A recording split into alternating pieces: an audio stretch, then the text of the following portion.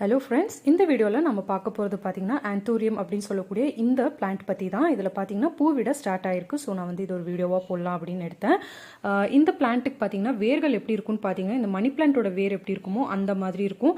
So இதோட வேர்கள் பார்த்தீங்கன்னா நல்லா ஸ்பேஸ் இருந்தால் தான் வந்து படர்ந்து செடியும் நமக்கு நல்லா வளர்ந்து இந்த மாதிரி பூவிட ஸ்டார்ட் ஆகும்.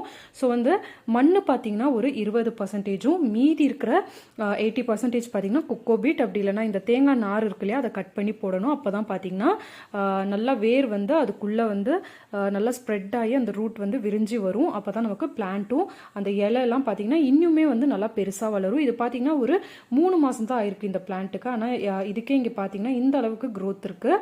அது மட்டும் இல்லாமல் இதுக்கான எரு அப்படின்னு பார்த்தீங்கன்னா நம்ம வந்துட்டு மாட்டோட சாணத்தை யூஸ் பண்ணலாம். அதுக்கப்புறம் பார்த்தீங்கன்னா நமக்கு இந்த முட்டை ஓடு இருக்கு இல்லையா, அதையும் நல்லா பொடிச்சிட்டு மண்ணில் போட்டு நல்லா கொத்தி விடணும்.